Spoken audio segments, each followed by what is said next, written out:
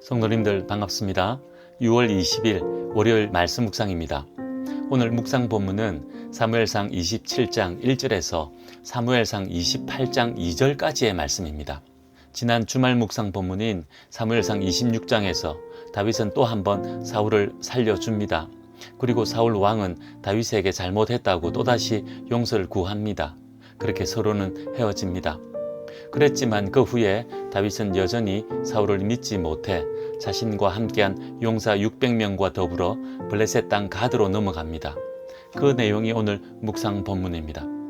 먼저 본문 1절에서 4절 말씀입니다.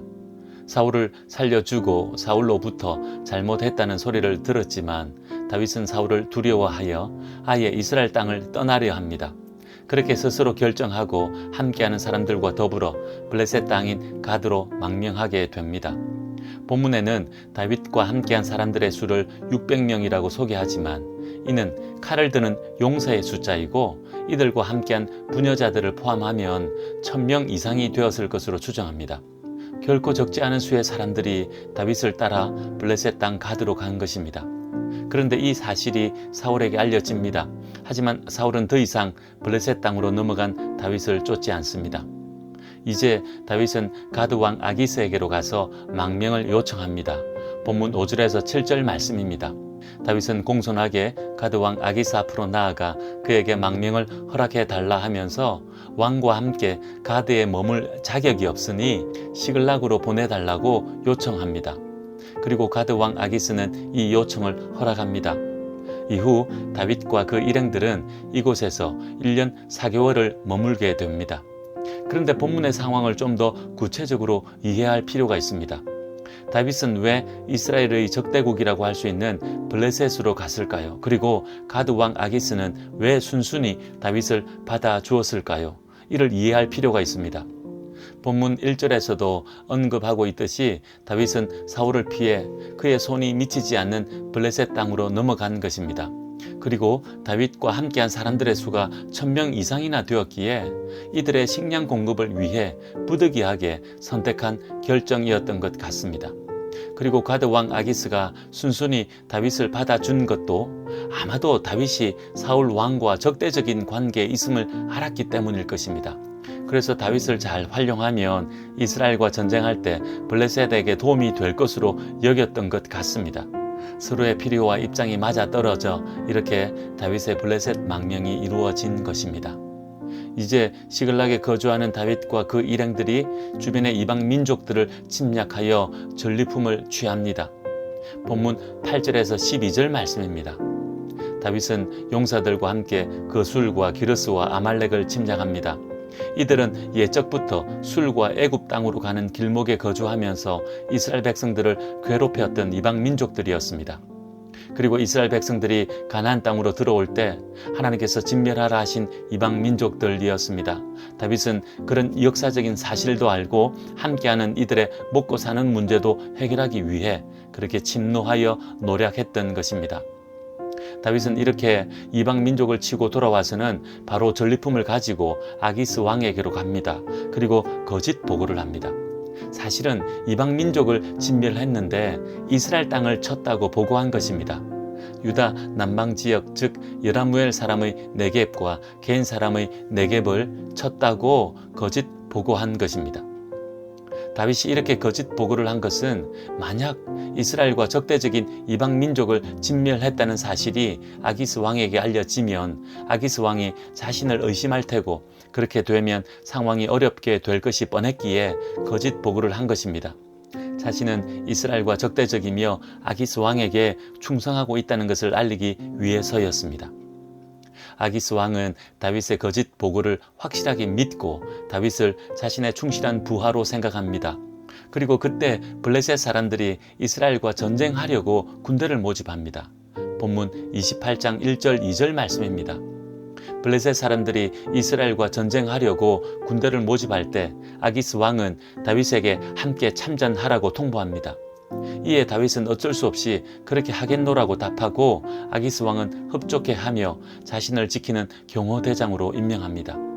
이렇게 되어 다윗은 동족 이스라엘을 공격해야 하는 큰 어려움에 또다시 처하게 됩니다. 이제 오늘 본문을 묵상해 봅시다. 절망적 상황에서도 하나님의 백성으로 살아가는 믿음에 대해 묵상해 봅시다. 오늘 본문에서 다윗은 이방 민족이요 이스라엘의 적대국인 블레셋으로 망명합니다. 이것 외에는 다윗이 선택할 수 있는 것은 없어 보입니다. 자신 혼자라면 얼마든지 이스라엘 땅에서 숨어 살겠지만 자신과 함께한 자들이 1000명이 넘었습니다. 그들의 생존을 위한 피치 못할 선택이었습니다. 다윗은 이 상황이 얼마나 한탄스러웠겠습니까? 하지만 절망도 잠시 하나님의 백성이라는 정체성을 잃지 않고 담대한 믿음으로 지혜를 발휘합니다. 가드왕 아기스에게 공손하게 나아가 도움을 요청한 것입니다. 예전에 가드왕 아기스 앞에서 미친 채 하며 쫓겨났던 적이 있습니다. 하지만 이번에는 달랐습니다. 사울 왕에게 쫓기는 상황을 오히려 역이용하여 아기스 왕의 마음을 샀던 것입니다.